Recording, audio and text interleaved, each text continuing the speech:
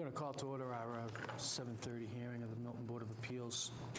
My name is Jeffrey Moe, and I'll be acting as the chairman of the board tonight in place of John Leonard, who is unmistakably absent, shirking his municipal duty.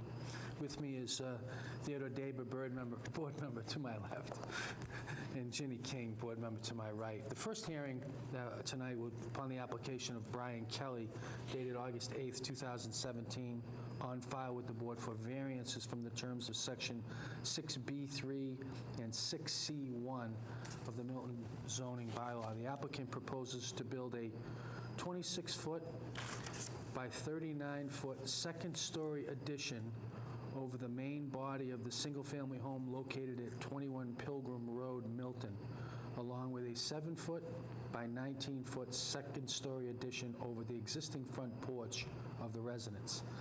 Section 6B3 requires new buildings or portions of existing buildings be set back a minimum distance of 20 feet from the lot lines, where the applicant proposes 13.9 feet, and Section 6C1 requires that new buildings or new portions of buildings be set back a minimum of 10 feet from the side lot line, and the applicant proposes 7.8 feet. The property is located in a Residence C zoning district. All of this is set forth in the application on file with the board and open to public inspection.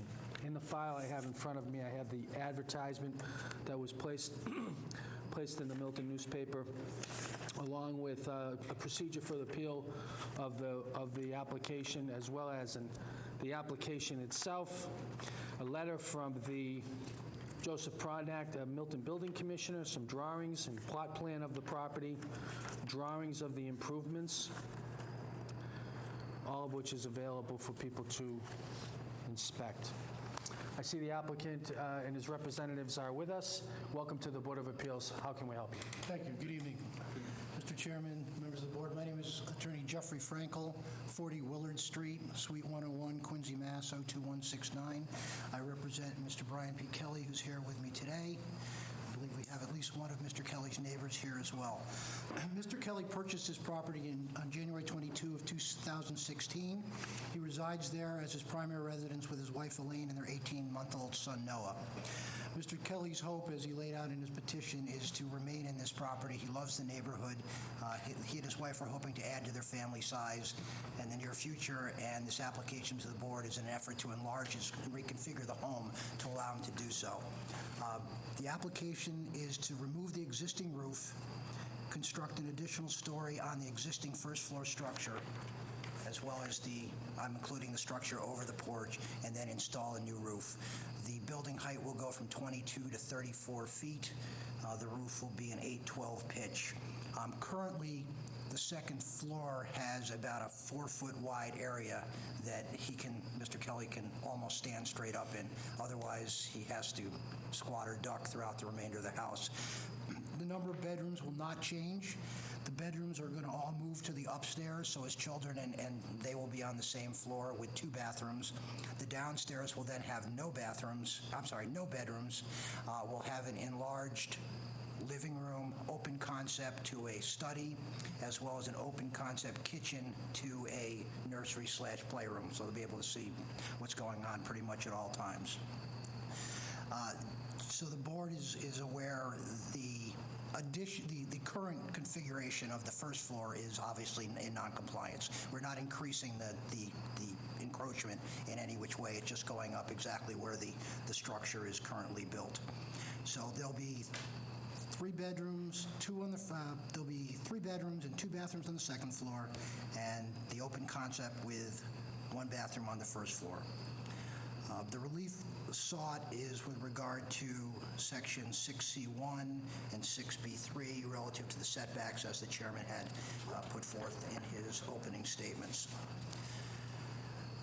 The applicant has taken steps to speak with numerous of his immediate neighbors and abutters and has found no opposition to his application. These neighbors include residents of 1, 9, 17, 18, 25, 26, 29, 30, 36, and 37 Pilgrim Road, as well as 45 Pond Road, which is directly behind him. One neighbor at 45 Pond actually endorsed the notice of hearing that you said she, quote, okay with me. So, then that too. There you go, thank you. Evidence? We'll take that. Take that, okay? Absolutely, Yeah. yes, sir. Does that have all the addresses on it, too? No, No, I have, Because I was You went trying to too write them quickly. down, but you went pretty quickly. So if you could repeat them. absolutely. I have named 1 Pilgrim Road, owner's last name Curtis. 9 Pilgrim Road, Taylor. 17 Pilgrim Road, don't know last name, Barry and Kara. Irons? Irons? Pardon? Irons? Irons possibly, it was just sold there. Oh, it's just sold. recently, yeah. Okay. 18 Pilgrim Road, McMurray. 25 Pilgrim Road, White. 26 Pilgrim Road, Roper. 29 Pilgrim Road, Westling. 30 Pilgrim Road, don't know the name. 36 Pilgrim Road, Crowley. 37 Pilgrim Road, Callahan. And then 45 Pond is Wall. Excuse me, and these are all These are all ones that were spoken to and had no opposition? no opposition. They are very fond of Mr. Kelly and his family and are in support of his project. Even if not on that list, he was here. And there's one additional neighbor that is here. You can ask for people in favor. So with that information, Mr. Kelly is here to answer any questions regarding his project. As am I. I would ask that the board consider his request for variances of those two provisions of the bylaws. Questions from the board?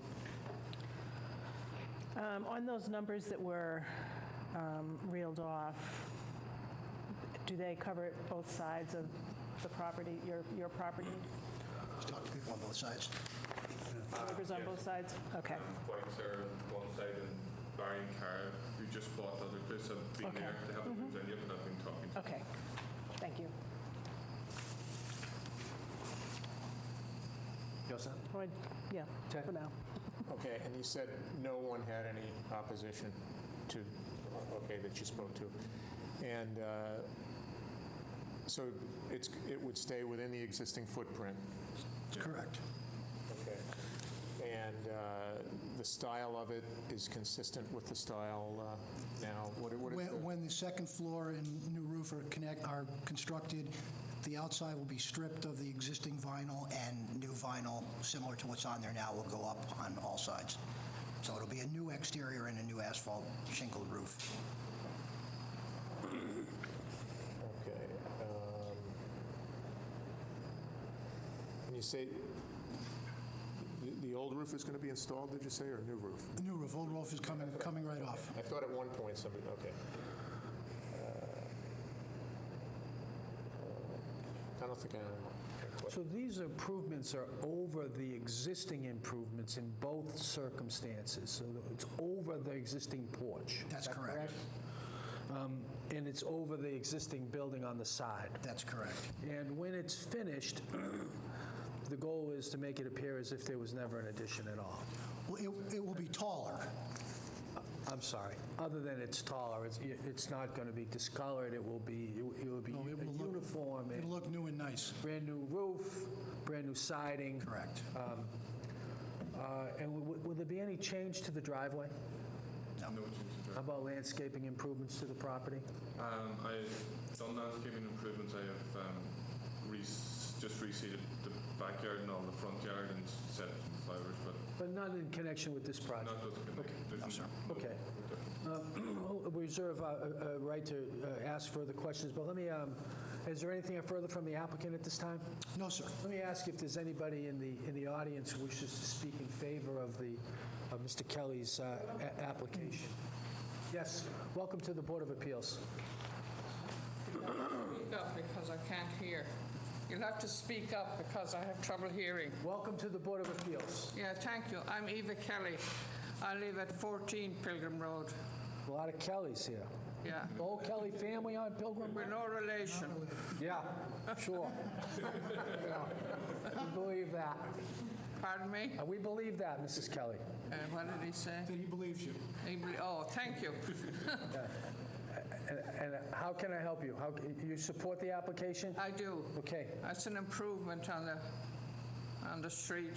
Terrific. I feel it's a big improvement. Great. Thank you very much. You're very welcome. Okay. Thank you. You're welcome. Thank you for coming. Thank you. I ask if there's anybody else who wishes to speak in favor of the application. Hearing none, I ask if there's anybody in the audience wishing to speak in opposition to the application. Hearing none. Let me ask if my colleagues have any further questions of the applicant, or if the applicant has anything further they wish to share with the board. So the board will close its evidentiary portion of this hearing in accordance with the open meeting law. We will deliberate the merits of the application, as Chairman Leonard is fond of saying, right here and now. Mrs. King. Well, I see this as certainly a needed improvement to the house, since it's not encroaching any more on the setbacks than it is currently. I would be in favor of this application. I agree with Ms. King. The fact that it stays within the current footprint, and that it is improvement and enhancement to the property, and that everyone with whom you've spoken has supported it. And the neighbors, as I understand it, on both sides of you immediately on both sides have supported it, right? Yeah. And across the street, I presume? Yes. Yeah, that I think is very significant, and I would be in support of it as well. I agree. I agree with my colleagues and with all of the Kellys who support the application. and I think it was terrifically presented and a great improvement. And I know that the board likes to see improvements where we can, so we congratulate you on that. So I'll ask for a vote now. All in favor of granting the variance as set forth in the application we just heard, say aye. Aye. So it's unanimous. You've been granted your variance. We'll be taking a few weeks to prepare a decision. You've been through the process before. You work with Mrs. Fitzgerald to have a signed and issued decision, and then you can record it at the Registry of Deeds and be on your way. I will tell you that the decision will incorporate the requirements and the testimony to which you submitted to the board today, and we'll incorporate these drawings, and you'll be substantially similar to these drawings, and then you'll have 1 year to perform the improvements. And if you're not capable of finishing within 1 year, we'll expect you back here in front of the board. Thank you very much. Congratulations. Thank you. Before the year runs out. Nice meeting you. Thank you. Here goes Ted. You too. Ted. Our 7:45 hearing at the John Cronin Conference Room on September 12th. My name is Jeffrey Mullen. I'll be acting as your chairman tonight. With me is Virginia Donahue King, a board member, and Theodore Daber to my left, a board member. Tonight's 7:45 application is submitted by 61 Sheldon LLC, Edward O'Driscoll, dated July 31st, 2017, on file with the boards for a variance from Section 6A3 or 6A6 of the Milton zoning bylaw. The applicants propose to build a single-family home on parcel 15B, adjacent to Lot 51, which is located at 61 Sheldon Street, Milton. The land has been in partial common ownership with the adjacent Lot 51 since 1896. And Lot 51 has an existing single-family home known as 61 Sheldon Street. The applicant seeks a variance to allow Lot 51 and Lot 15B at 61 Sheldon Street to have 50 feet and 59.4 feet, assuming that's respectively, of frontage instead of the 75 feet required under Section 6A3, or a variance to allow lots in partial ownership to qualify as buildable lots pursuant to Section 6A6. The property is located in a Residence C zoning district. All is set forth in the application and plans on file.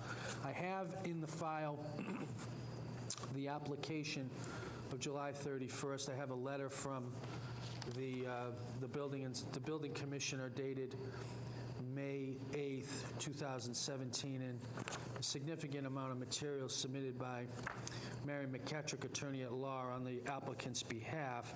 We have heard a related hearing, or we have heard a related matter on this fairly recently, and I'm familiar with much of this material. That's in the file, along with a list of the abutters, and a copy of the advertisement as it appeared in the Milton paper. I'd like the applicant and its representatives to approach the Board of Appeals and discuss with us your application. Mr. O'Driscoll, welcome back to the Board of Appeals. Mrs. McKettrick, it's good to see you.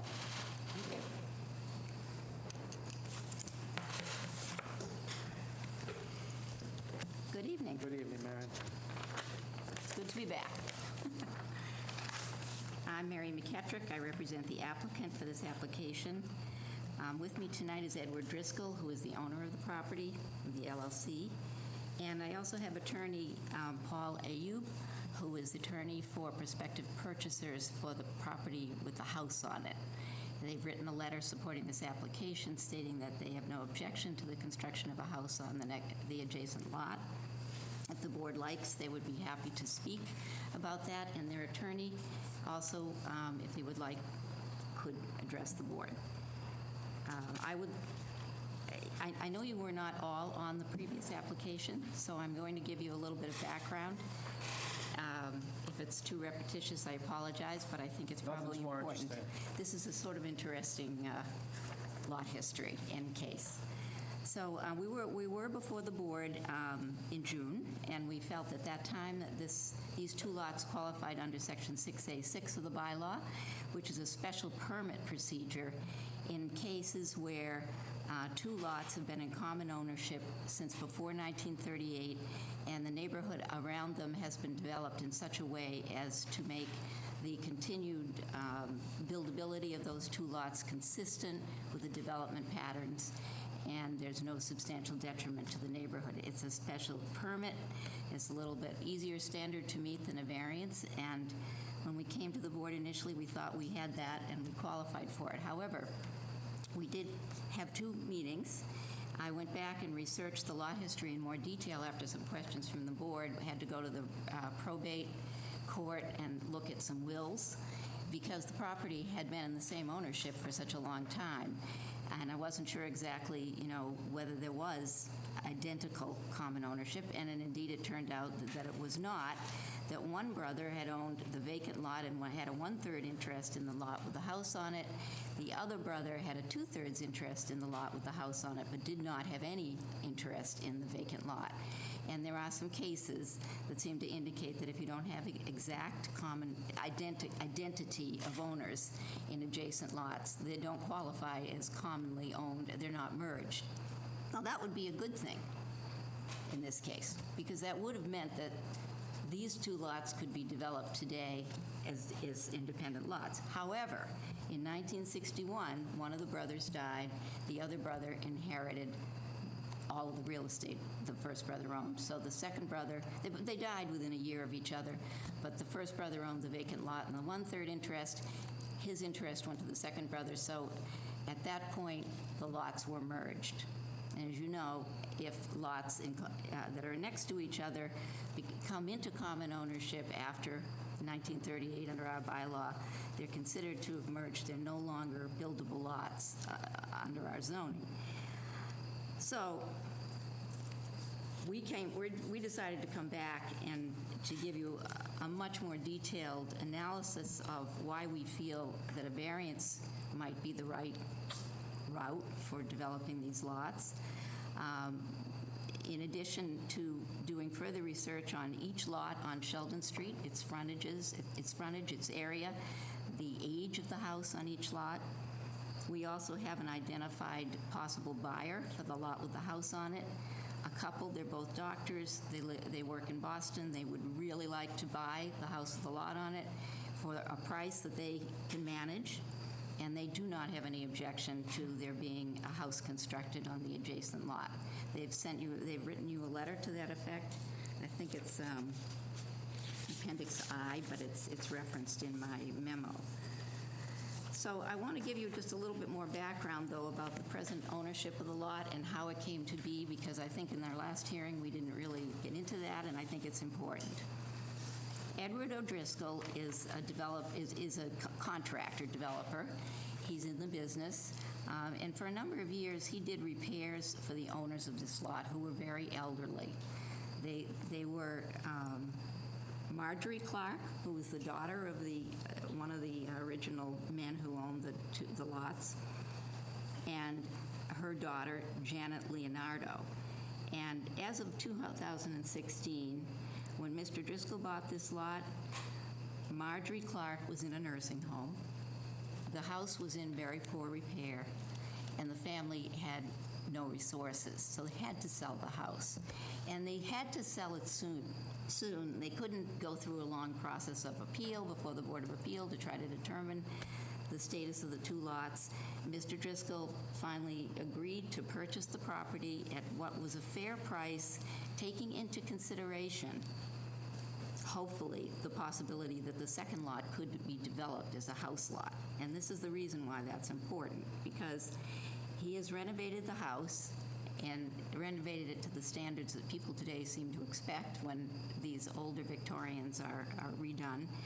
He spent over $200,000 on the renovations. All the systems had to be replaced. The exterior remains looking the same, but the interior has all been renovated. At the purchase price he paid for the house, he can't really recover the cost of the renovations if he just sells the property as one lot and a house. He very much hoped that he would be able to develop the second lot. In a way, what he's done is he's taken the risk that would otherwise have been the original owners. Had I appeared before you 2 years ago with these elderly owners and said, they're in a situation here, they really need to know what the status of these lots are, they need to make a good return on their property, and here's the argument why a variance ought to be granted. I could have made that argument on their behalf, but I can't anymore because they no longer own the house, and Mr. Driscoll is now sort of standing in their shoes. He's spent the money, he's renovated the house, he has interested buyers, but he can't sell for the price that would be appropriate for this neighborhood if he can't recover anything for the second lot. Now, there are some reasons why a variance is there's a reasonable basis for a variance for this particular lot. You can grant a variance if you find circumstances relating to soil conditions, shape, or topography of the land, but not generally affecting the zoning district in which it's located. You also have to find substantial hardship if the bylaw is literally enforced, and no substantial detriment to the public good or derogation of the purpose of the bylaw. So going through each of those things briefly, and they're described in more detail in my memo. This particular lot is 19,017 square feet. It's more than twice as large as any lot on Sheldon Street or in the nearby area. Sheldon Street happens to be a street that runs between Milton and Quincy. It's a dead-end street. It's a very old street. It was part of the original Granite Railway property, and the early subdivision by the Granite Railway Company divided these lots up into 3,000 to 5,000 square foot lots. Some of them have been combined into double lots, but none of them are anywhere near the size of this lot. That means that if you were to divide this lot into two, both lots would be of a conforming area that'd be bigger than they needed to be at 10,000 and 8,000 square feet. They would have less than the required frontage. One lot would have 59.4 feet, the other lot would have 50. But a number of other lots on Sheldon Street, including lots right next to this property, have equally short frontages. So it's in keeping with the neighborhood, the dimensions that we're proposing for these lots. It would not be detrimental to the neighborhood to allow a house to be built on a lot of the dimensions that the second lot would have and the first lot would have as a result. There is, I think I've outlined what I consider a hardship argument. It would certainly be very compelling if I had the elderly owners before you today, but the property is the same property. You cannot realize the value of this large lot in this property, in this neighborhood, if you leave one house on a 19,000 square foot lot. There are no lots like that around here. People who would pay the kind of money you'd pay on someone who would pay what you might pay on Milton Hill or in Hillside Street are not going to buy into this neighborhood. they're going to be looking for the types of lots that would be created if you divide this land into the two lots that we're proposing. There is no substantial detriment here to the neighborhood because the lots are similar or larger in size and similar in frontage to many other nearby lots. Furthermore, and I have a table, Exhibit G, that shows you all the lot sizes. It's in my memo. The preservation of the existing Victorian home is a benefit to this neighborhood, which already has many other historic homes. The house has been attractively renovated. It still maintains its exterior appearance, and this does benefit the neighborhood. If you took this larger lot, you could imagine that a developer could come in and could have, in this circumstance, come in and decided to build a much larger house, tear down the one that exists, and done something that some people like, but I think in this neighborhood, in this setting, people would have been very unhappy with. I think that this particular development approach was the right one. It's respectful of the way the neighborhood's been developed and of the history of the neighborhood, and it would look right for this neighborhood. This variance, if you granted it, would be a narrow exception to address particular circumstances of what I feel is a very unusual situation, including more than 100 years of ownership by members of the same family, all of whom occupied the house during their lifetime. It would create the desirable result of preserving an historic home, and it would provide the owners with a good value to address financial hardship. And the unique location of this property, very close to the Southeast Expressway, but on a dead-end street with less than the usual traffic. So by creating another lot and having somewhat smaller frontages than we call for in our bylaw, but doing it on a street that's a dead-end street with a lower level of traffic, I think you risk less in terms of having a negative impact on the neighborhood than you might otherwise. I did suggest that there would be two options for you if you want to grant a variance. The one that we come in with and probably expect that you might look at would be that you would vary Section 6A3. This is a C zone. 75 feet of frontage are required for lots in C zones. We'd be asking you to allow these lots to have 50 feet of frontage and 59.4 feet of frontage, respectively. You could, however, also vary Section 6A6 and treat the ownership that this family had of these two lots as you could allow it to qualify under 6A6. I'm not sure whether you would want to do that. That would be somewhat unusual, I think. The one advantage of providing a variance under 6A6 is that the owners then could proceed directly to apply for a building permit, whereas if you grant a variance under 6A3, they have to go and get an A&R lot approved by the planning board.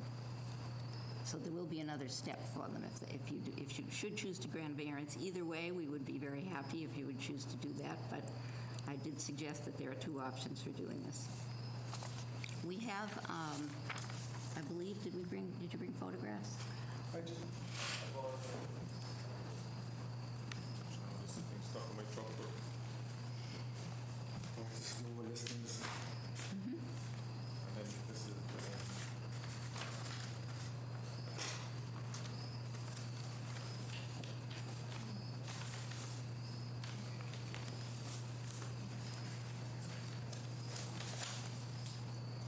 listing, and this is just about the photographs. Sorry, sir, Dr. but it's inside my work Can we truck. leave these with the board? Yes. Is that okay? All right. These just show a little bit of the renovated interior. Sorry, sir, Dr. but it's in my work truck. Mr. O'Driscoll has, he's been working on this project visibly because he's been working on the house since he purchased it. He has been communicating with neighbors during that time, and he was around sometimes before that because he was doing maintenance on the house. And he has spoken with some of the immediate neighbors. He has a letter that's signed by some of the neighbors, which we'd like to give you. We may have to decipher the addresses a little bit for you because I had trouble figuring these out. This is the left. This is the left. 60, is that 60? 64? And then this is straight across. Okay. Two people are already looking at it. Okay, 64, we're going to hand this to you in a minute. I only have one copy. We have signatures from 64 Sheldon Street, which is across the street. Signatures from, so it's 60, and this must be our 62, and this is actually 50. Yeah, 50 Sheldon. Okay, so write the number next to it because the board's not going to, it's hard to read the signatures on these sometimes. 62. Okay, that's 50, that's 62, that's 60, and that's 64. That's a guy that came in to have a look at it. He lives up the street. I'm not too sure. Okay, so he lives somewhere on the street. You're not sure what number? He's a walker. Walk in. But you think it's someone who lives on Sheldon Street? Yeah, he walk in the little pub. Okay. Well, I have a copy of this, so we'll try to get that number, but in any case, the point of that signatures was more to be talking to the immediate neighbors to see if any of them had issues, questions. They wanted to look at the plans. He's walked and talked to people on the street and asked them these questions.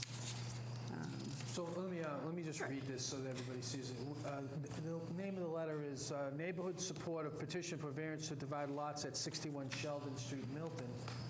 We, the undersigned neighbors on Sheldon Street, have no objection to the variance to allow Eddie O'Driscoll to divide the lots at 61 Sheldon Street and build a new home on the adjacent vacant lot. We approve of the work he did on the original home, keeping the historic aspect of the original home and matching the style of the other homes on the street.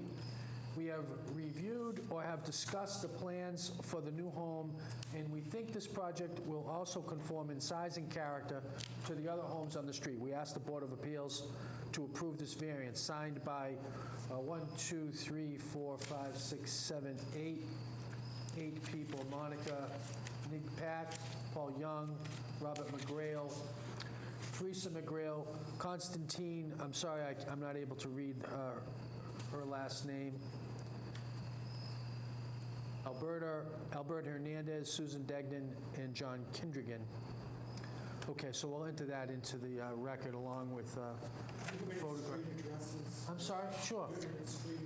Let's see. Okay, Monica, there is no...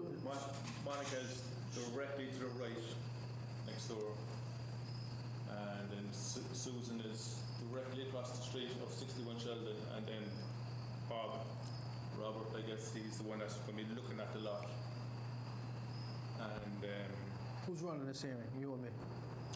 No, you two. Go ahead. sorry. That's pretty interesting. Paul Young, I don't have his. Where does he live? You have him? Paul Young? No, you. I'm asking you. Eddie. Yeah, Eddie. Well, he's directly next door. Directly next door. Next door to 61 Sheldon. He's at 59 Sheldon? No, he's in Quincy. He's in Quincy. He's at... 59 Sheldon is Pat. I see. He's at 55. No? No, Quincy would be a higher number than He's 61. 65. 65? 65, probably. I have 65 here on this drawing. Right, which is next, That's is Paul next to Young. the house. Robert McGrail, 64 Sheldon. Teresa McGrail, 64 Sheldon. Albert Hernandez, it looks like 50. Yes, he's Yes. Susan Degnan, 62. And John Kingerton on Sheldon, but no number given. top of the street. Okay. So that's what we have. I'm sorry, Mrs. McKettrick, anything else? Just that I want to say, again, that we have a letter from a couple who are here tonight who are very interested in purchasing the house, Jordan Strom and Beth Scudder. They can speak if the board would like them to, but they've nicely articulated their reasons why they would like to buy the house, and they are also stating that if they did, they would have no objection to a house being constructed next door. What's the board's pleasure? They came all this way. You want to hear from them? Oh, we'll let them talk. Yeah. Welcome to the Board of Appeals. If you'd like to approach the ball, they're on their own, or? I'm going to let them speak first themselves, because I think you're going to hear the passion around this as well as the lie. Welcome to we'll consider this part of the applicant's materials. Mrs. McKettrick, this will be part of your application. Yes, Okay. thank you. Welcome, just state your name and Thank you. welcome to the Board of Appeals. Thank you. My name is Jordan Strom, and this is Beth Scudder. We are married, live Jordan in Strom. Strong, okay. We're married, live in Cambridge, have visited Milton often. Actually, Paul's brother, Joe, lives in the area, and we visited so often. We love it. We would love to grow up here, raise kids here, and really have a home and a life here. We found 61 Sheldon online, visited it, fell absolutely in love with it, and I mean, you have to credit his work. He does an amazing job, and the house is beautiful. And we fully support the idea of a second house being built on the lot next door. that was always a known fact going into the process. And It'll help improve the neighborhood, and I mean, we wouldn't really know what to do ourselves with all that space, so we're happy to have a house next door to take it up. Yeah. There's a nice hill in the back that we were sort of thinking about putting videos up and bringing the kids in the area up and all those things. And we really want to be part of the area. And so Part of the community. And part of the community. So, yeah. I think that's... Yeah. Yeah, that's the gist of it. We feel very strong. I do feel like I have a disagreement because we're not Kellys here, so we share a lot of Kellys. Other than that. Until a few weeks ago, I was also a Milton resident as well as a church. I think Attorney McKettrick has outlined it well, and it clearly would be consistent with the neighborhood. And I will let the legal arguments stand for themselves. I would just say from a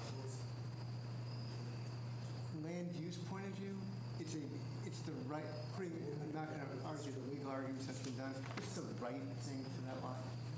And I think it would enhance the neighborhood and be good for everybody. And so we're wholeheartedly supportive. Thank you very much. Appreciate your time. Thank you for coming. Mrs. McKettrick, is there anything further you'd like to share with the board?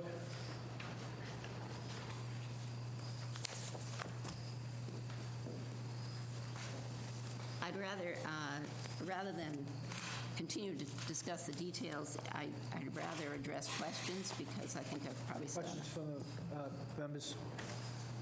None? I have a couple. The proposed dwelling plan, yes. so on lot 51, it says existing dwelling. That is exactly where it is, right? Yes. I mean, that's, okay. And the other one, the proposed dwelling is just, well, just what it is, proposed as to the location. So Well, it is the proposed location. Yeah, right. yeah. The way the lots are divided here, it would make the side lot line on 61, as I look at the plan on the left, 8.7 feet. And I think the side yard... 8.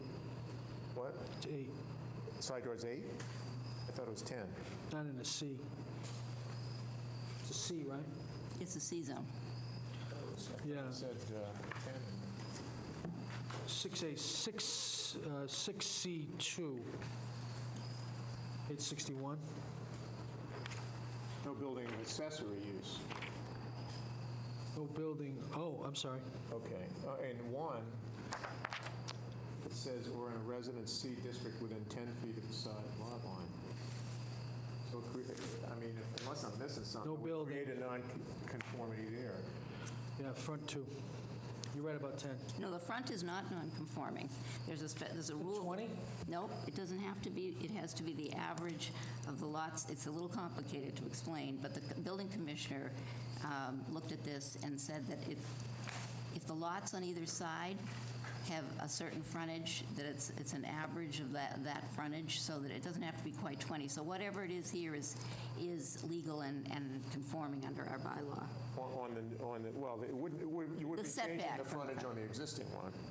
No, but But On the other one, the frontage is legal on the other one. That's why you got cleared.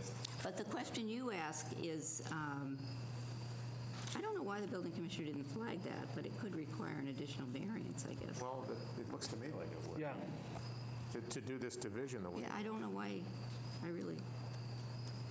I think I looked at that too. And I mean, the one on the other, the proposed dwelling is 11 feet. That's okay, and it's 20 feet on the other side, but this one's 8.7.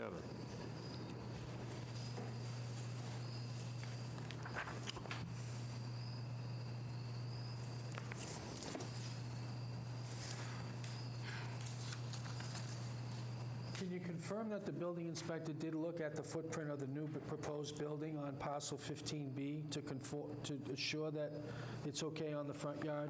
Yes. That the math works on the front? I absolutely can confirm that. He explained in detail, and then I have difficulty explaining, except to tell you that it has to do with the fact that lots on either side are not 20 feet back. 20%, no more than 20% of the mean depth of the lot. No more than the average of the setbacks of the building on the lots immediately next thereto on either side. Okay? That's what it says. Yeah. So, but the side one on 51 is, Yeah, I agree. that would need a variance. Maybe that he didn't flag it because he was still thinking about the special permit and didn't identify it as an issue. Why don't we see what else what else people have to say about the application, unless you have more questions, Ted? Okay. Why don't we hold off on questions, see if we can get some more testimony. Can I ask if there's anybody in the audience wishing to speak in favor of the application as presented? Ask if there's anybody opposed to the application. Sir, welcome to the Board of Appeals.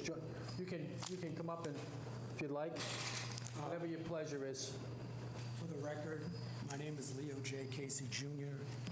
I've been a resident of Milton since 1952.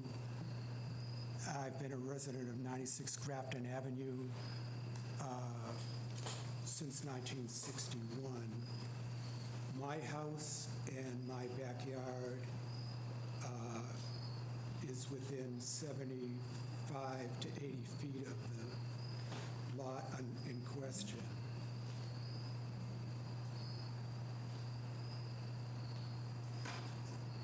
I am opposed for several reasons.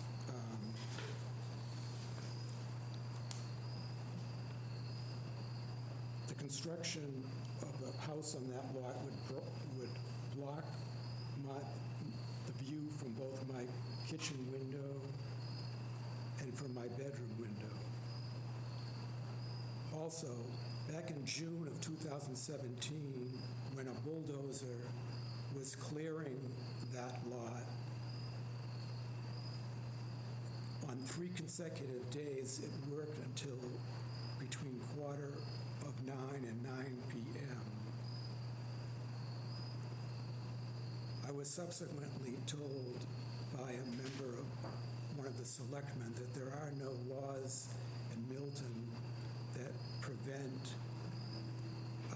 such noise at such a late hour. So if there's going to be something built there, I have no recourse to the amount of noise. There's nothing I can do about that, except to object at this hearing.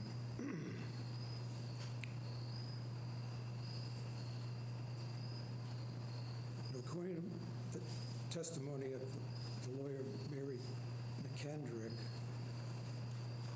the house was sold, the lot was sold to Mr. Driscoll by the family trust. My sources tell me that the property was deeded to a caretaker under rather suspicious circumstances. Whether that caretaker subsequently became part of the trust or not, I do not know.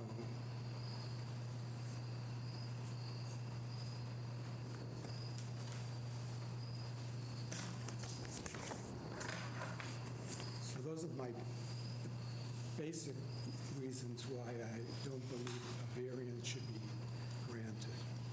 Okay, thank you, Mr. Casey. Appreciate your time. Anybody else in the audience? Before Mr. he Casey? sits down, Mr. Casey? could you show me where your house is on this plan? Rather generic.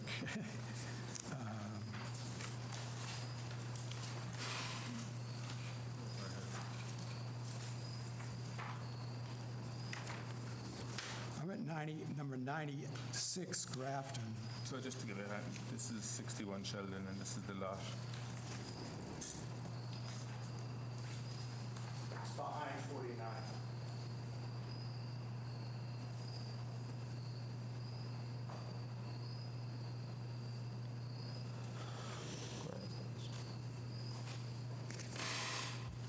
Is the subject down here?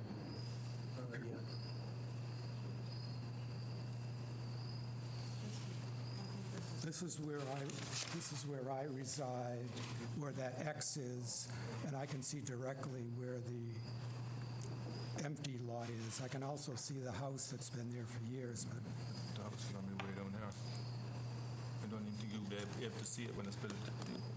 well, I think this is a rather terrible map. How many houses are you from I'm 70, Alden Road? How many houses are you from Alden Road? one. Oh, you abut Alden Road? Or you're the second one in? Second one from Alden Road. I'm next to Mrs.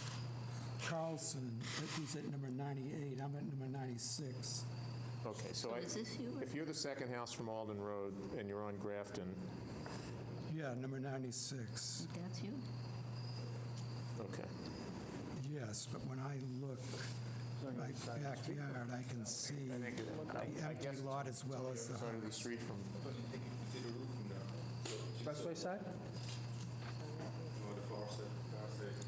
When I look out my kitchen or bedroom window, I can see the lot in question. You live on the expressway side of Grafton? Yes, I do, unfortunately. oh, okay, oh. It's on the other side of the street. So you're on this side? Yeah, the even side, the side closest to the lot. It's right here. I think it's this. There's the locus. You see this? That's this one. Okay. Okay, Mr. Casey, thank you very much. I think we have your spot. Can I ask if anybody else wishes to speak in opposition? Hi, Hi. Jim Swanson, 49 Sheldon Street. Could I ask a point of clarification? I didn't understand the family genealogy. I heard Marge Clark's name mentioned and Janet Lenardi. Is she a member of the family? I don't know. She was a trustee of a trust, it looks like, from the deed. It made it sound like she was a daughter. Marjorie's the daughter, right? Marjorie's the daughter. Yep. All I know is that the family trust, Janet Leonardo was a trustee of the family trust, so after Marjorie died, then Janet Leonardo was the remaining trustee. Yeah, the way that it was presented, I don't know how it will play back on TV, made it sound like Janet Lenardi was the daughter. She was hired help in the house. We'll just clarify what we have for the record. I don't know the family genealogy, but I will, as part of the application, Exhibit E, we do have a deed from Janet B. Leonardo, trustee of the D. Marjorie Clark Revocable Trust, to 61 Sheldon LLC, $550,000. She's not a daughter. Right. I think maybe Marjorie November Clark was the 28th. daughter. It didn't sound clear. I was in the back row. It didn't sound very clear. I'm not sure if I'm objecting because we can't believe that the lots are being split. Let me just make sure I have your name and your address. Jim Swanson, Yeah. 49 Sheldon Street. I'm 2 doors up. And I would like to reiterate, he does lovely work. I've been in 2 or 3 of the houses that he's done, but we couldn't believe that anybody would even attempt to split the lot. We can talk all we want about maintaining the neighborhood and maintaining what a beautiful structure it is. If that were the case, nobody would even consider splitting the lot. and he does marvelous work. I'm a little bit upset because as I was leaving the house, the neighbors were cutting the grass that hasn't been cut in 2 months. Nobody has been near the house in ages, and I drove around the property today wondering how possibly they could fit another building. They're going to knock down a beautiful gazebo, a beautiful, I don't know what kind of condition they're in. It's ready to fall down. I wasn't waiting for a response to that, thank you. I'm kind of concerned with the street. It's like driving down Tobacco Road. I can't believe we've sold 3 houses in the last 4 or 5 years. You have to dodge cars. It's like living in Dorchester. The amount of people, and the last people who had some additions put on their house a number of years ago now park 4 cars regularly overnight, every night on the street. Another of the properties that was recently flipped and made into condos, there are 2 cars parked regularly on the street, and specifically, there were supposed to be 2 deeded spots in the driveways. There are a couple of other properties that are essentially rooming houses on the street that have 3, 4, 5, 6, 8 cars parked regularly on the street within 100 feet of this property. This property is a lovely spot. I can't imagine more cars on the street. I grew up on the street. We never had to even move the hockey nets when we played street hockey. That's how few cars there were on the street. There was never a car parked on the street. As I say, I'm not exactly sure what I'm objecting to because we haven't seen, this is the first I've even heard there were plans for the house. The first time we got an idea that there was going to be a house there was because a fence was going up and we couldn't believe anybody would purchase a lot with a fence that close to their building and then a house going to be so close on the other side of the fence. I can understand what Mr. Casey was talking about. His view is pristine and the house is absolutely beautiful. It was beautiful before any work was done on it. I used to till the garden there. I used to cut the grass there. I used to do a lot of things there. I can still not imagine that anybody would ever. We thought it was going to be flipped and that house itself was going to be made into 2 condos, which kind of seems the direction the street is going. So I'm not exactly sure what I'm objecting to because I haven't seen any plans. All I've seen is a fence went up. So maybe you guys could help me out. I'm mostly concerned about the street itself. It's like living on Tobacco Road. You're dodging cars. People don't maintain their tree lawns. They park on sidewalks. Last Thursday night, I came home from work at 1 o'clock in the morning, and there were 22 cars parked on the street. 11 of them were on sidewalks. In front of my house every week, and I don't know if Mr. Casey sees me all that often out in my yard, I have to shovel up the sand and the dirt from the tree lawns that have washed down the street into Quincy. The house is 10 feet from where all the flooding happens at the end of the street in Quincy. I have to sweep the front of my house because there's so much debris, gravel, because people park on the tree lawns.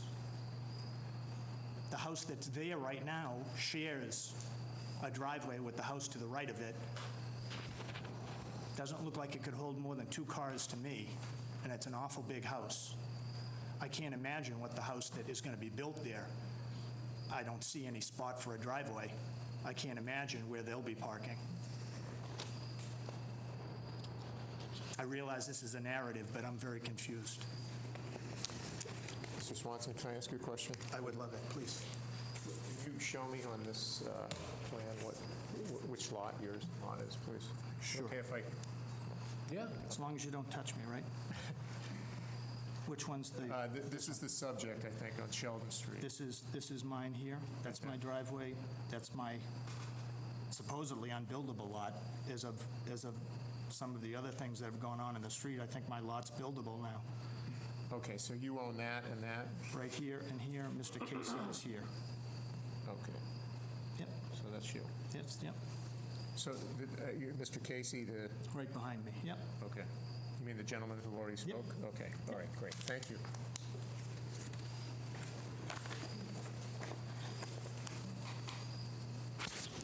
Other questions for Mr. Swanson?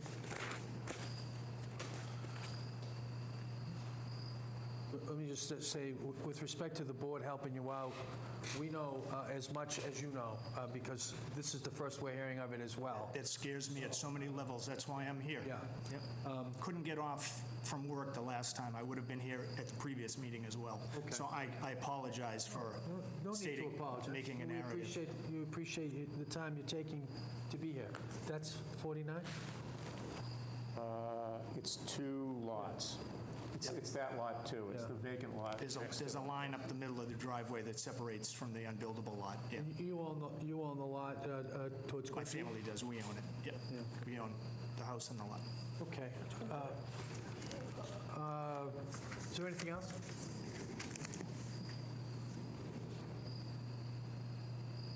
From me or from somebody else? Oh, I thought you were pointing to somebody behind me. No, from you. No, that's like I say, I don't even know if I have a question. I just have a narrative. Fine, you did good. You did Thank fine. you. You're welcome. Appreciate it. Okay, can I ask if there's anybody else in the audience that'd like to speak in opposition to the application? Okay, hearing none. Mrs. McKettrick, is there anything further you'd like to share with the board? Mr. Casey. Maybe you have to come up here, Mr. Casey, only because of the microphone. Folks at home will want to hear you. I mentioned earlier, I've resided since 1961, when I was 13 years old, at 96 Grafton Avenue, and I've seen great changes, and I can attest, a gentleman sitting in the rear, Mr. Swanson. Swanson that lives at 49, that everything he says is true. I would also just like to add that I think that if Mrs. Clark would be spitting in her grave if she knew they were to be developing that piece of land where she used to garden and where the cupola is, and which I can see directly from my kitchen window. Thank you, Mr. Casey. Mrs. McKettrick, anything further for the record? Well, I'd like to respond to a couple of comments. I know there are probably more significant things that have been mentioned, but as far as the construction issue goes, that also came up at the last hearing, and I believe I suggested, and I would still say the same thing, that the board can impose conditions or restrictions on construction times for a single lot application such as this one, just as the Board of Appeals could impose substantial limitations and conditions on when construction can occur and what safety measures have to be taken on a larger development. And I think it's a good idea here. There was another neighbor who came to the last hearing who was worried about her children getting on the site if there was going to be construction. There has to be a fence around a site. It is supposed to be secured. There are some rules that the town enforces relating to construction, but there has, the question of exactly when you can do construction and when you can't has never been resolved. We haven't passed anything at town meeting to set limitations, so it's really kind of a state law building code issue.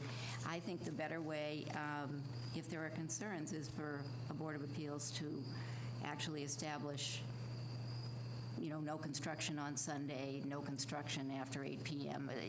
There are conditions like that would be reasonable that could be discussed. I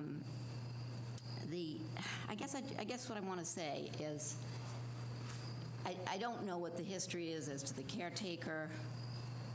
The facts are that the property was owned by a trust. Janet Leonardo was the last person in the trust, and she's the one who signed the deed, so she must have been the one who had the authority to convey the house. And she sold it for a good price, a price that reflected the value of the additional land. And in order to restore this house, and which has happened already, and make it a really beautiful house, like some of the other older houses on this street, a great deal of money had to be spent. The developer has done that. And he would like to build a similar style house to other houses on the street and to this house. He's presented conceptual plans to you for house in the lot next door. Each house would have its own driveway. Each lot would have more than 7,500 square feet, which is the C-zone requirement for lot area. These lots are twice as large as the other lots that are next to them. Many of those lots are actually, one lot facing Grafton and one lot facing Sheldon. In this case, what you have is a double lot basically, or what looks like a double lot going all the way back, instead of another lot having been developed in back of this one. That means that if a house is built on this lot as proposed, which is really near the front of the lot, abutting neighbors on Sheldon Street are going to be a very significant distance away from it.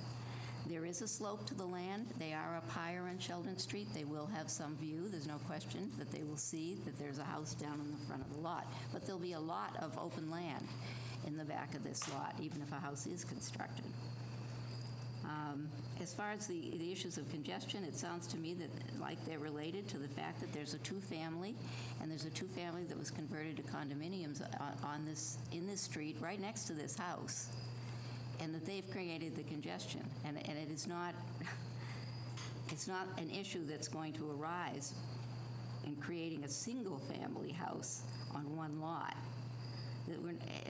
There is no multiple family or higher density building proposed here.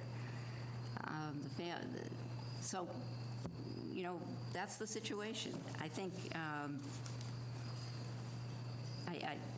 as far as this issue of the setback on Lot 51 goes, I think a variance is required for that, so that we would have to ask the board for an additional variance. It looks to me like, unless there's some other rule that I don't know about that allows, adjacent lots, I don't know of any such rule. So there's an issue there. Yep.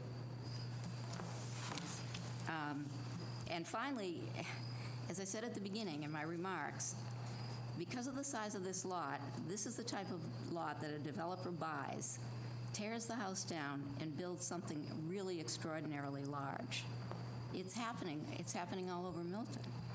And, one of the things that the town's master plan makes a big issue about is preserving the history and preserving the type of architecture to the extent possible that we already have in our small neighborhoods. This approach is what can do that. It's not perfect. It adds another house. But it is, I think, the right approach to keeping the neighborhood looking the way it has and to having the same type of has always existed in this location.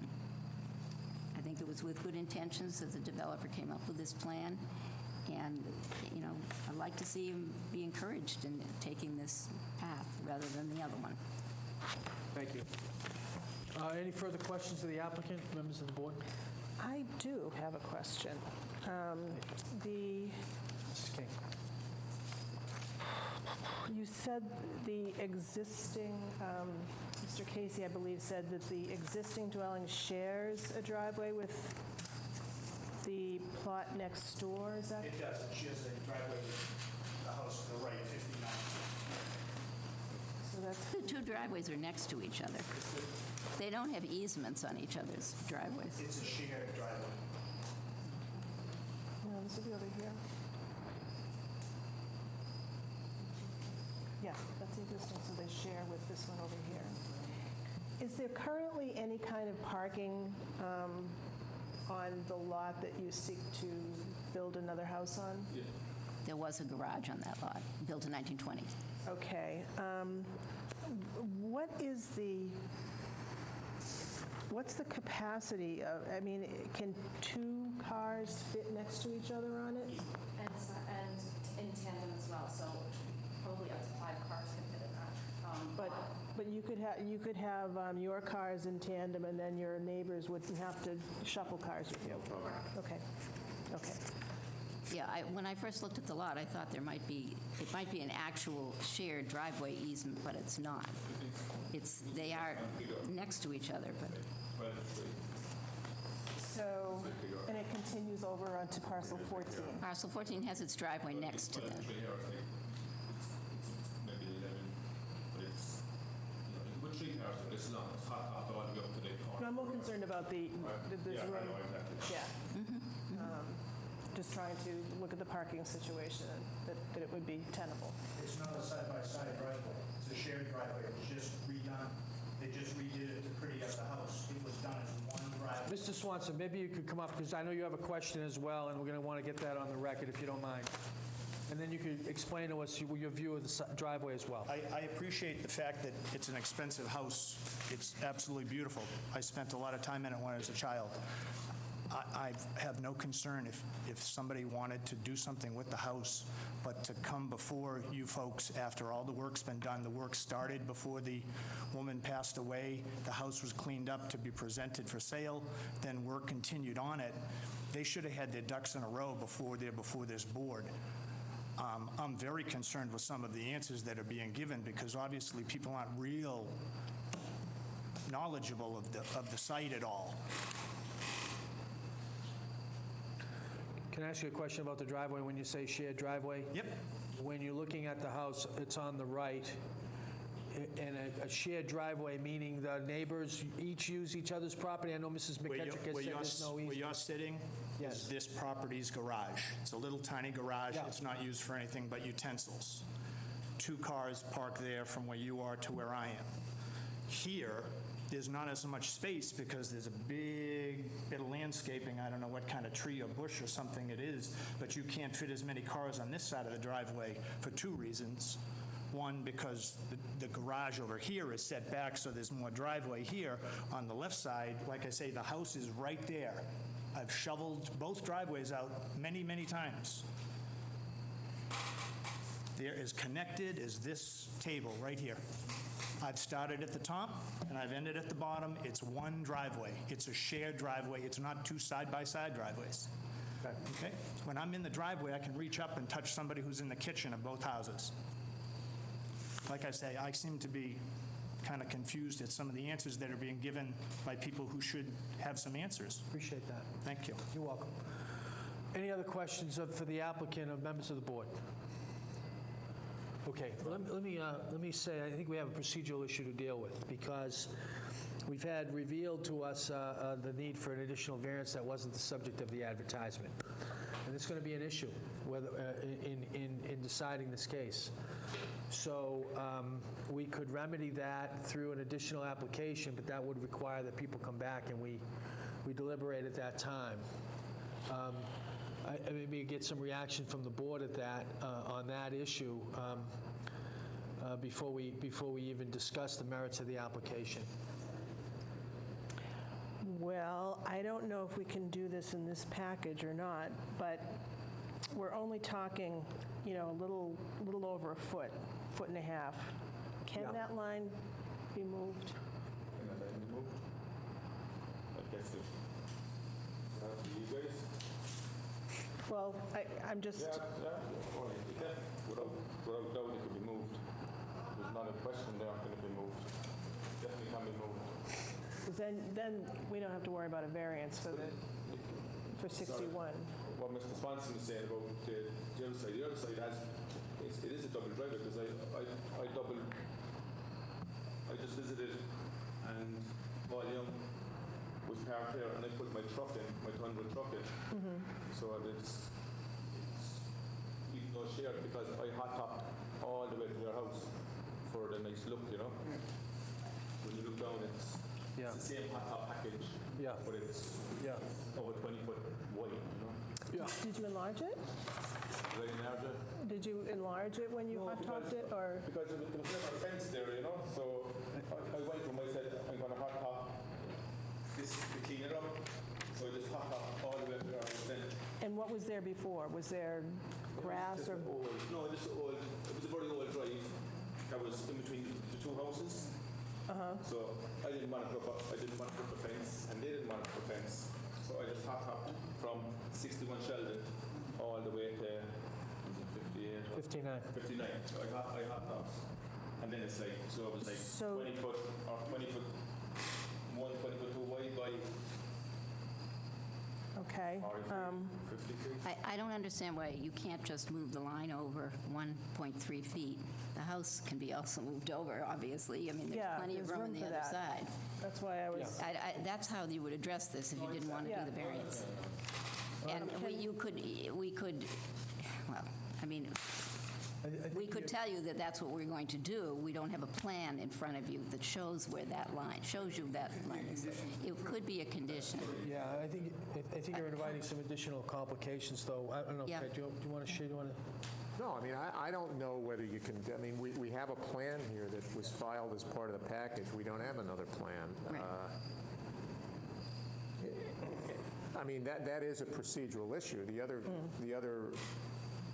issue, obviously, the larger issue is, even if that one goes away, we still have,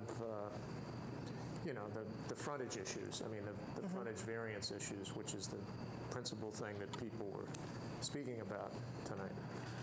Yeah, and let me say this about this. I mean, this is a pretty...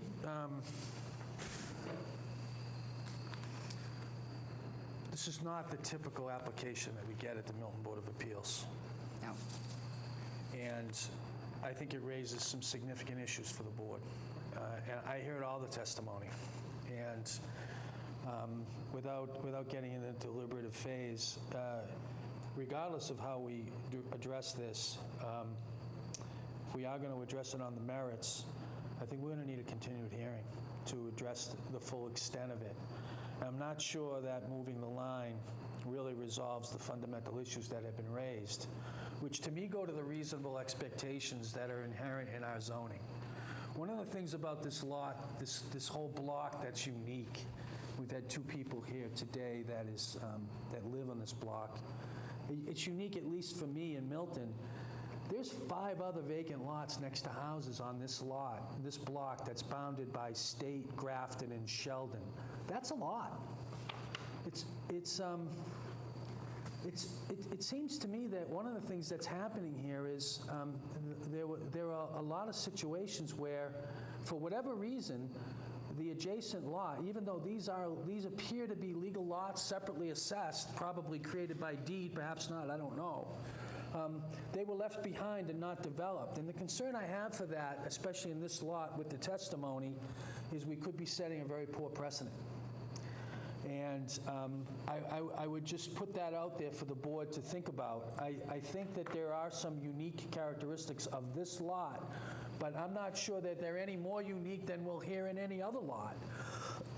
So, and I know that going back many years, I think about Roger Gregg and others who were on this board prior to us, and at the same time as some of us, we're very concerned about these types of applications in Milton in the sense that they interfere with the fundamental reasonable expectations of the zoning. So I'll put that out for people to consider without getting really into the merits. But I also think that to the extent that we want to give the applicant some time to think about the way that they would like to present this remedy of the side lot, which may or may not create additional issues with respect to the frontage,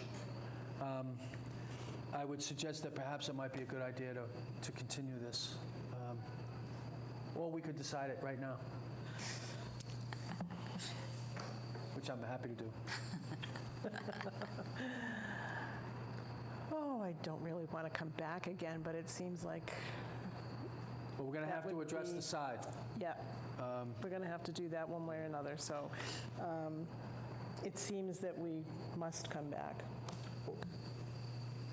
You mean with a new application? Well, I think you have to advertise the fact that additional variance is required at a minimum, the one you've identified. So what this application requires is a variance and a relief for frontage in both lots and the side lot in the existing. And it might not be a bad idea to have the building commissioner take a look at this proposed dwelling to confirm that that is indeed the only relief that's needed. I will say, Mr. Swanson, the proposal is for a proposed two-car driveway in the new lot. I mean, that's what it's showing on this. But other than that, we don't know a lot about that building, other than what we've been told. We haven't seen it, so. You do have some, yeah. I mean, I agree with what, I feel badly that, people have to come back, but, yeah. We're in a situation where we're going to want, to the extent we do something, we're going to want to do it in a way that's been followed the proper procedure, and I think that's in everybody's best interest here. Mrs. McKettrick? Can you continue and re-advertise, or do you have to withdraw and reapply? I'm not, I completely, you are absolutely right that we can't change our plan in the middle of the hearing because it wasn't advertised with this plan. Yeah. So, well, I suppose in a way it almost doesn't matter. It's the same amount of time. I mean, you have to schedule it. We have to resubmit the plan. And we're going to have to advertise again, at the expense. I mean, unless the applicant says he doesn't want to continue. I suppose I want to talk to him about that. Why don't you do that, and in the meantime, we could continue this hearing for additional consideration at a time, and then you could meet with Mrs. Fitzgerald and the building commissioner and decide on the proper procedure. They could be in consultation with us after we have a chance to look at the bylaw. Mr. Ayu may have a view on that. I know he's a skilled lawyer as well. Could you give us just a minute? We'll go out in the hall and talk for a minute. Can I ask a question? Yes. May I? Paul? Yeah. Thanks very much. So, these folks are holding off from looking at it. This is not to ask you to do something not based on this, but just as a matter of context. On looking on the property because they have an agreement, they could essentially not pursue it if this doesn't occur. It would be, I don't want to force an answer that's a no, but I'm trying to get a sense of whether if all the other issues resolved, there's a possibility of a yes, because if there isn't, then in terms of people looking for moving on in their lives, from a humanistic point of view, it would be helpful to know. So I really am asking if you're putting off the inevitable or whether there's really, it's all sort of part of a recipe and you're trying to see how it all turns out, in fairness to folks who have an interest in this. But I'm not trying to force it, though, if there's a possibility of a yes. But if in your heart, if this is already done, let's know and not go through hearings and then weeks more and then try to see what's going on. The market's could shift and interest rates could go up. So I'm just talking about not from a legal point of view here, but.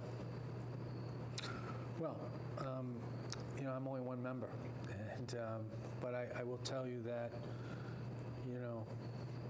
you've probably been here before, I'm sure, and you've seen this happen. It's a unique, request that I am concerned will be followed with other requests that may be positioned as similarly unique, and I'm concerned about that. But I don't know what my fellow members. I'm happy to have a dialogue about it. Well, I have some concerns about it as well, and also about the opposition, which seems pretty strong that we've had tonight, stronger than in a lot of cases. So, and that's got to be given some consideration, I think. Yeah. So, I don't know. Can I speak like 1 more minute? Just a second, just Mrs. King. I'm not sure what to add to the conversation right now. There's a piece of me that would like to know on these other empty lots on that block that you cited, are they owned by the people that live next door? Are they, what is likely that could happen? Is this setting a precedent that would have everybody rushing to do the same thing on Sheldon Street or not? And if these are all, well, if they're owned separately, they're buildable lots, right? They're buildable lots. They're not? I mean, I can't, I did spent a long time studying the lots. I gave you the chart. I mentioned the fact that there are a whole bunch of those lots. They all are separated by dotted lines. They're one lot now. They're not treated, in any way as separate lots. They have the same ownership, but they, the principal difference is that these lots are much bigger. That was the point Yes. that I was trying to make in Yes. this application. Those lots are, I'd have to go back and study each one to tell you for sure, but some of them at least, if you were to divide them, they would not only not have the frontage, they also wouldn't have the area. Well, I'm looking, That's the principal difference, but in terms of setting a precedent, I didn't think so because these are much bigger. These are large lots. They just have similar frontage to many of the other lots in the street. but I'm looking at some of these that, I see the dotted lines on some. I see, well, I guess, let's see. It appears that there's a lot, I can't tell if it's dotted or not, right next door to 61. So I don't know if 49 owns right up until 59. Does anybody know that? Okay, so that, The and owner, it's how, right here.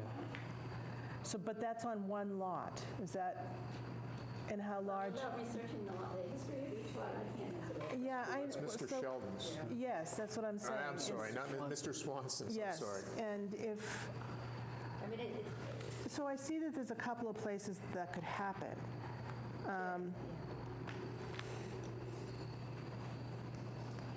there are much smaller lots in Milton that would qualify as pre-existing non-conforming lots. I know I have a relative who owns one of them.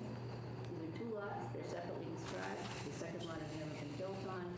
They've always been a house on one lot and the adjacent lot all in common ownership. The issue here was that this lot didn't qualify as it normally would have for two reasons. One is the ownership wasn't identical for each of the two lots. The second reason it doesn't qualify under our bylaw is that each lot has larger areas than required. And, that's a bit of a mystery, but our bylaw doesn't allow you to make that one of the exceptions to merger. I don't know. If the area is larger and the frontage is smaller. That just probably confuses you. No, I'm No, it's, That's the fact. well, I guess I'm looking, I'm trying these old eyes here to see if it's a dotted line or a solid line. And I, Looking at Assessor's map, is that what you're doing? this is the online Absolute one. line site. Yeah, this is the only neighborhood one that I have. So, I don't have the numbers written on this.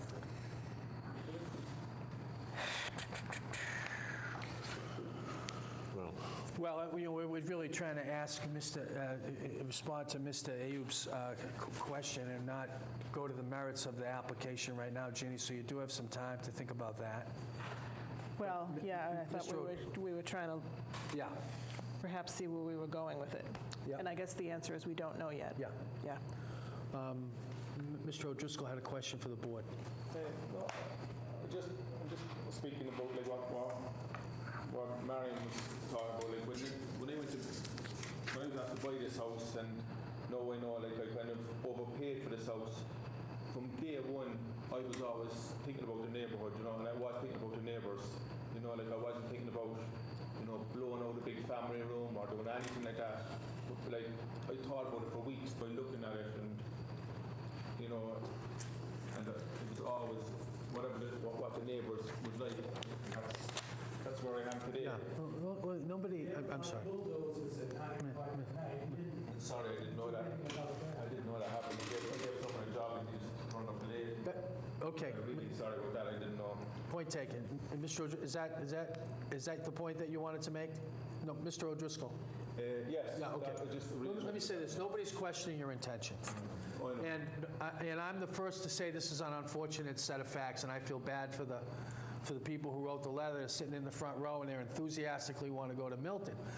But my primary concern is the Milton zoning bylaw, and that's what this is about. And it's about people having an expectation when they buy into a neighborhood of what to experience. This is a unique situation. In my experience, this is unique.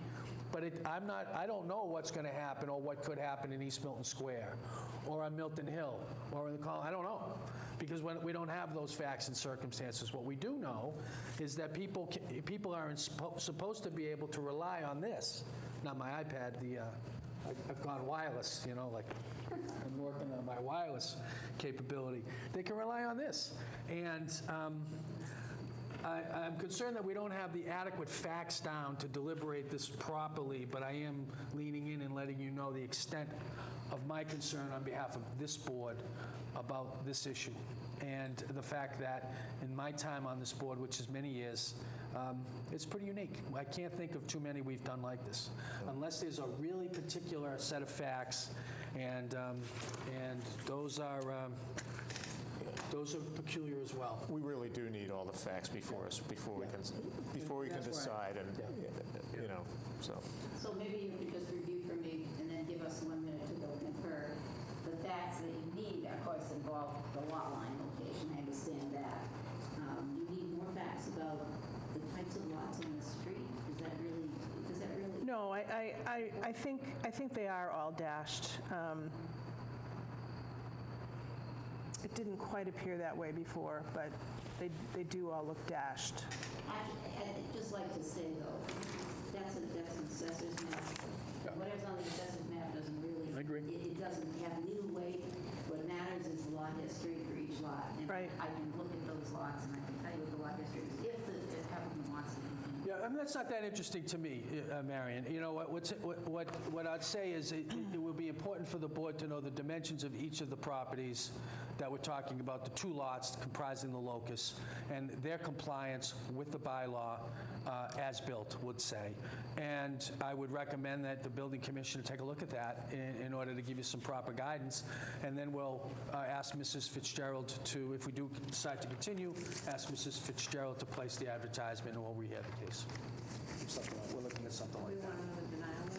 No, I think we could continue this for the purpose of gaining additional materials and advising, unless Ted says no. Well, do they have to submit, if they're going to submit, if they would be submitting a new plan, would that be with a new application? Supplemental materials, I would say. Supplemental materials? With respect to the application that's on file now. But then I'd like to renotice it so that everybody can be aware of what the details of the request are. Okay, but would Mr. Prondak give a letter on the supplemental? I think I would like to hear his advice on how the supplemental complies with the bylaw. Yeah, okay. So Miriam, if you could arrange that if they do decide to proceed. Mrs. McKettrick, you can have Thank you. I'd just like 3 minutes. discuss. You're on the clock. It's 8:59. Actually, it's 9 by mine.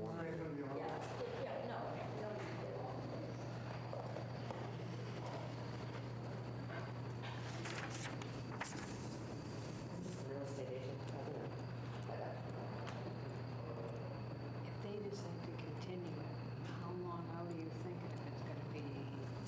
Probably a month, huh? A month?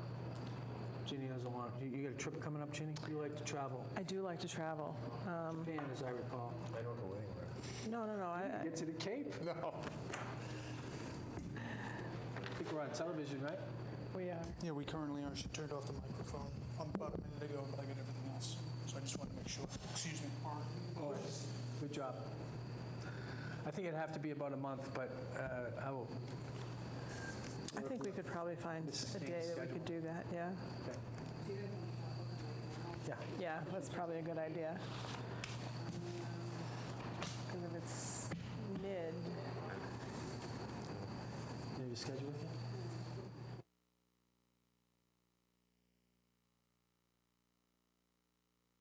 Extra time. So at this point, we would like to continue. We have a lot to work out, including further discussions with neighbors on Sheldon That's wise. Street. I think that's wise. A lot more, and a lot.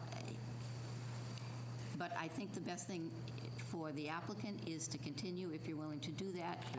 The actual mechanism, if we're allowed to continue and re-advertise, is probably what we should do, because then we could talk about a date. I'd like to have make a recommendation that you do what you said, which I think is wise. There'll be a supplemental filing made, and if you work with Mrs. Fitzgerald and Mr. Prondak on a review of the supplemental materials, and to the extent that you wish to proceed further, Mrs. Fitzgerald will arrange for an advertisement to be placed. We're looking at Tuesday, October 24th. Okay. It'll be about 6 weeks. Okay. Any objection to that? This hearing is continued to Tuesday, October 24th, 7:30 p.m. Okay. Thank you very much. Right here in this room.